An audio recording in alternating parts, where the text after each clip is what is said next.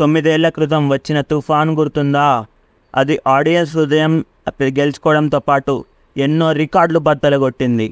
And టీఎఫ్ఐని Indian movie హిస్టరీలో ఒక mark set చేసేలా చేసింది. అండ్ దానికి మించిన మూవీ ఇప్పుడు వస్తుంది అంటే ఇంకా ప్రపంచం మొత్తం మనకి చేతులు ఎత్తి దండం పెట్టాల్సిందే. అండ్ ఆ మూవీయే కల్కి 2898 AD. అసలు కల్కి మూవీ ఎందుకు చూడాలి, ఇది ఎందుకంత పాపులర్, అండ్ నేనెందుకు దీని మీద వీడియో చేస్తున్నాను? నేను ఫ్యాక్ట్స్ చెప్పుకునే ఛానల్, కాకపోతే నేను మూవీ గురించి ఎందుకు చెప్తున్నాను, టైటిల్ నుంచి డైలాగ్ వరకు వీళ్ళు వాడిన బ్రిలియన్స్, క్యారెక్టర్ బ్రేక్ డౌన్స్ అన్ని వీడియోలు ఎక్స్ప్లెయిన్ చేయబోతున్నాను. ఇంకెందుకు ఆలస్యం, లెట్స్ స్టార్ట్ ది వీడియో. కల్కి 2898 ADని real, imaginary, mythological and logical elements అన్ని తయారు చేసిన వరల్డ్.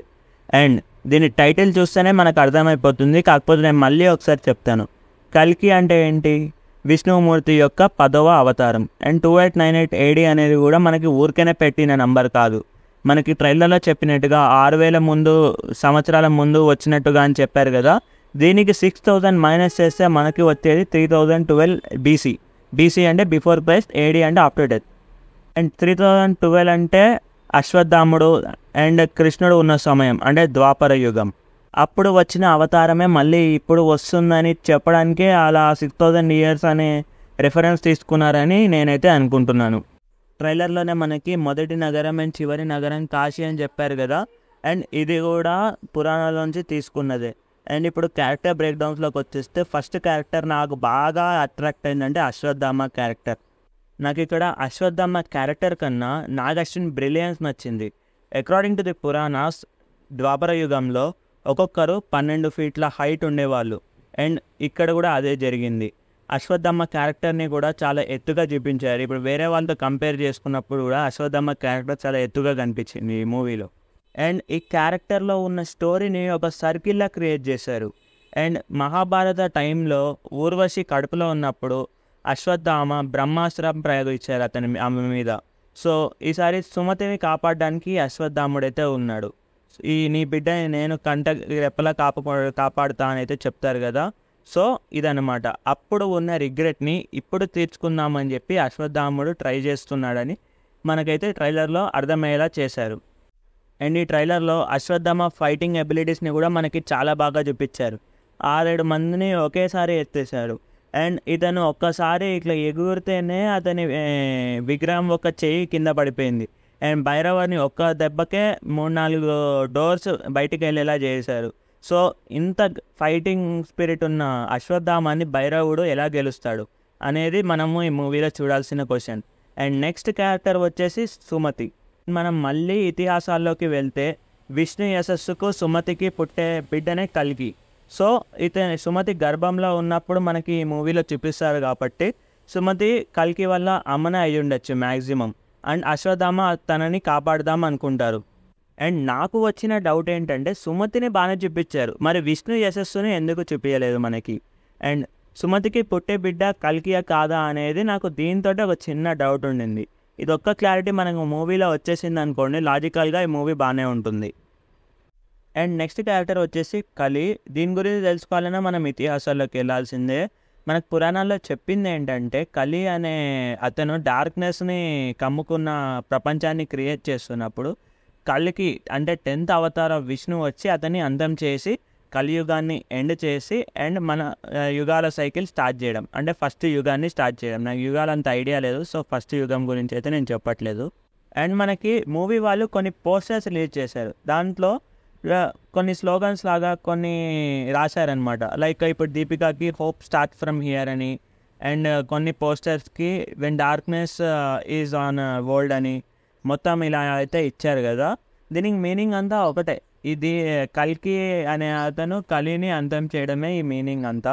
ఇదైతే అందరికీ తెలిసిపోతుంది, బట్ ఎవరు కల్కి ఎవరు కలి అనేది తెలియట్లేదు. మ్యాక్సిమం కమల్ హాసన్ అని అయితే నేను అనుకుంటున్నాను. అతనికి అయితే ఒక డైలాగ్ ఇచ్చారు కదా, కొత్త ప్రపంచం మొదలవబోతుంది భయపడకు అని. అది కూడా దీన్నే సింబలైజ్ చేస్తుంది. లైక్ ఇతను కొత్త ప్రపంచం క్రియేట్ చేయబోతున్నాడా, లేకపోతే కల్కి వచ్చి కొత్త ప్రపంచం సృష్టించబోతున్నాడా అనేదే మనం ఈ మూవీలో అయితే చూడాలి. అండ్ టీజర్ అండ్ ట్రైలర్ని చూసుకుంటే మనకి తెలిసేది ఏంటంటే వీళ్ళు ప్రెగ్నెంట్ ఉమెన్ తోటి ఏమో ఎక్స్పెరిమెంట్స్ అయితే చేస్తున్నారు. మనకి ఇంకో డౌట్ కూడా ఉండొచ్చు, లైక్ అందరూ ప్రెగ్నెంట్ ఉమెన్ని తీసుకెళ్ళట్లేదు, అందరూ ఉమెన్స్ని వీళ్ళ ల్యాబ్లోకి అయితే తీసుకెళ్ళట్లేదు కదా అని. మేబీ వీళ్ళు తీసుకెళ్ళిన ఉమెన్స్కే హెల్దీ బేబీస్ పుట్టచ్చేమో, ఈ మూవీలో తెలిసిపోతుంది మనకు అది. అండ్ మనకి నెక్స్ట్ క్యారెక్టర్ వచ్చేసి భైరవ క్యారెక్టర్. మన అందరి ఫేవరెట్ హీరో అయిన ప్రభాస్ అయితే ఈ క్యారెక్టర్ ప్లే చేస్తున్నారు కదా. సో ఈ క్యారెక్టర్ అనేది చాలా మిస్టీరియస్గా ఉంది. మామూలుగా హీరో క్యారెక్టర్స్ మిస్టీరియస్గా ఉండవు, బట్ ఈ మూవీలో భైరవ అనే క్యారెక్టర్ అయితే చాలా మిస్టీరియస్గా అనిపించింది. మనం టీజర్ అండ్ ట్రైలర్ చూసుకుంటే మనకైతే ఒక విషయం అర్థమైపోతుంది, అదేంటంటే భైరవ అయితే కలికి కాదు అని. అట్లీస్ట్ మనకి అది అయితే పోర్ట్రే చేశారు, బట్ అవ్వచ్చు కూడా, ఎందుకంటే సుమతి క్యారెక్టర్ మనకి పాస్ట్ అనుకోవచ్చు, భైరవ క్యారెక్టర్ ప్రజెంట్ అనుకోవచ్చు. అలా అనుకోవడానికి కూడా ఛాన్స్ ఉంది. And next Bhairava Ashwatthama fight ఉంటుంది కదా, అసలు నార్మల్ పర్సన్ అయిన భైరవ అశ్వత్థామతో ఎలా ఫైట్ చేస్తాడు అనుకుంటే దానికి కూడా ఒక సొల్యూషన్ ఉంది. ఎందుకంటే పురాణాలలో కృష్ణుడు జాంబవంతుడు ఫైట్ చేస్తేనే జాంబవంతుడికి తెలిసింది కృష్ణుడు విష్ణుమూర్తి అవతారం అని. అలానే అశ్వత్థామ నెక్స్ట్ భైరవ ఫైట్ చేస్తే ఏం తెలిసే ఛాన్సెస్ కూడా ఉన్నాయి, అశ్వత్థామ దేవుడు అన్నట్టుగా. అండ్ భైరవ కల్కి అయ్యే ఛాన్స్ ఉందా అంటే కొంచెం ఉందనే అనిపిస్తుంది. వీళ్ళు మూవీ అప్పుడు రిలీజ్ చేసిన స్లోగన్స్ కానీ అండ్ నాగశ్విన్ మాటలు కానీ, నాగశ్విన్ ఏమన్నాడంటే ఈ మూవీ యొక్క ఎండింగ్ మీరు డిసైడ్ చేయాలి అన్నట్టు అన్నాడనమాట.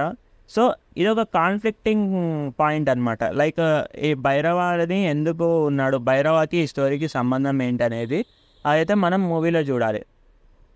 అండ్ నెక్స్ట్ వచ్చేసి బుజ్జి అంటే AI bought in the car.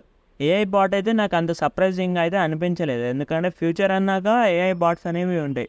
But the ఆ కార్ని విజువలైజ్ చేసుకొని చేయడం అనేది it's very great thing.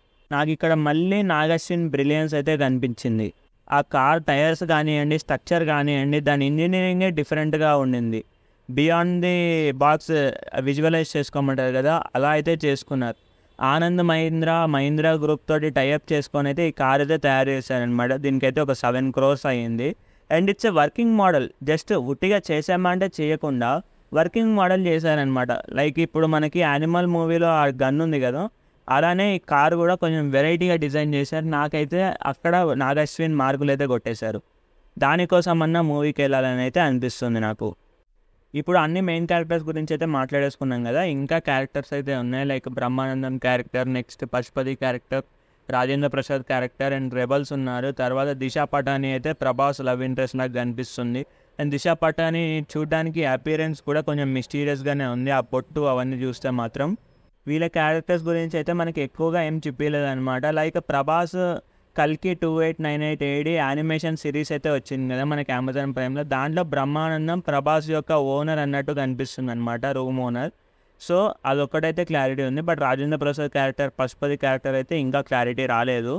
And కొన్ని రూమర్స్ అయితే వస్తున్నాయన్నమాట, లైక్ విజయ్ దేవరకొండ అర్జున యాక్ట్ చేస్తున్నారు, దులికర్ సల్మాన్, రాజమౌళి వీళ్ళందరూ కూడా యాక్ట్ చేస్తారని. చూడాలి, అది మూవీ రిలీజ్ అయ్యే వరకు మనకు కూడా తెలియదు. మేబీ సర్ప్రైజ్ లాగా ఉంచుదాం అనుకుంటున్నారో ఏమో. ఇప్పుడు మనము కల్కి వరల్డ్ని అయితే డీకోడ్ చేయడానికి ట్రై చేద్దాము. ఇప్పుడు మనకి కల్కి వరల్డ్లో 3 players అయితే మెయిన్గా ఫోకస్ చేశారు. ఒకటేమో కాంప్లెక్స్, ఇంకోటేమో కాశీ సిటీ అండ్ దాని అవుట్స్కట్స్, ఎక్కడైతే యుద్ధాలు అవన్నీ జరుగుతాయో ఆ ప్లేస్ అంతా అవుట్స్కట్స్ లాగా కన్సిడర్ చేసుకుంటే, కాశీ సిటీలో అయితే రిసోర్సెస్ ఎక్కువ లేవు. ఇప్పుడు మనం బ్రహ్మానందం ఒక్క క్లిప్ ఇచ్చినా కూడా దాంట్లో మనకి ఆక్సిజన్ మాస్క్తో కనిపించారు. సో అక్కడ రిసోర్సెస్ ఎక్కువ లేవనుకోవాలి. అండ్ మనం వెబ్ సిరీస్ చూస్తే దాంట్లో కూడా పైనాపిల్స్ కూడా దొరకడం చాలా రేర్ అంటే మనం అర్థం చేసుకోగలం ఎంత రిసోర్సెస్ లేవు. అండ్ రాజేంద్ర ప్రసాద్కి ట్రైలర్ స్టార్టింగ్లో ఒక డైలాగ్ అయితే ఇచ్చారు, అన్ని భూమిలో ఉన్నవన్నీ పీల్ చేసుకుంటే అక్కడే అన్నీ ఉంటాయని.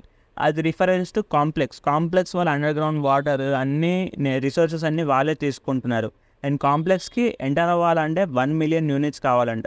ఇక్కడ నాగశ్విన్ బ్రిలియన్స్ మళ్ళీ మెచ్చుకోవాలి, ఎందుకంటే కరెన్సీని కూడా చాలా బాగా డిసైడ్ చేశారు. ఇప్పుడు మనకి మనీ కరెన్సీ అయితే అప్పుడు యూనిట్స్ అనేది ఒక కరెన్సీ లాగా పెట్టారనమాట. అండ్ నాకు భైరవ క్యారెక్టర్ మీద అయితే ఇంకా క్వశ్చన్స్ ఉన్నాయన్నమాట. అతని క్యారెక్టర్ ఎలా డిజైన్ చేశారంటే 1 million units ఎప్పుడెప్పుడు సంపాదించి కాంప్లెక్స్లోకి వెళ్దామా అని అయితే అతను చూస్తుంటాడు.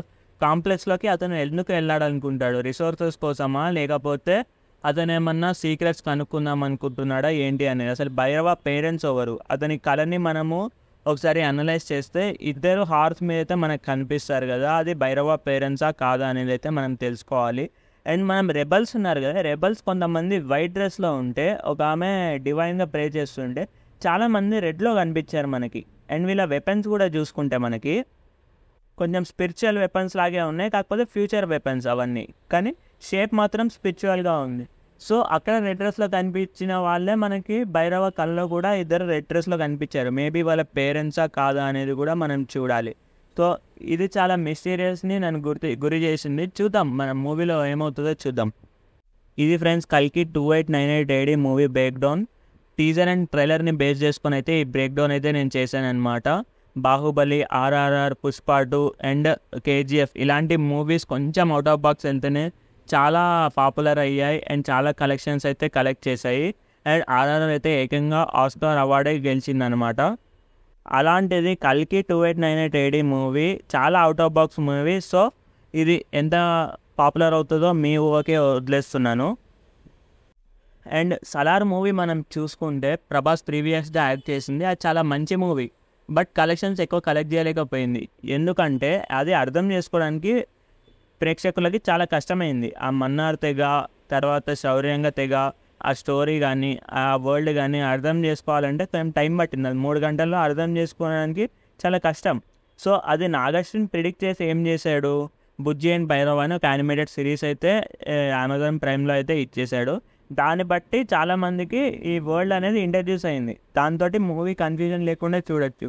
సో ఈ పాయింట్ వల్ల మూవీ అయితే హిట్ అవుతుందని నేను అనుకుంటున్నాను. అండ్ మీరేమనుకుంటున్నారో కింద కమెంట్ చేయండి. ఒకవేళ నేను ఏదైనా చెప్పడం మిస్ చేసినా కూడా కింద కమెంట్ చేయండి. I will definitely respond to it. And ఈ వీడియో మీకు నచ్చిందని అనుకుంటున్నాను. ఈ వీడియో మీకు నచ్చినట్టయితే లైక్, షేర్ అండ్ సబ్స్క్రైబ్ చేయడం మర్చిపోకండి. అండ్ ఇలాంటి మధ్యలో మంచి కంటెంట్ అయితే మీ ముందుకు వస్తాను.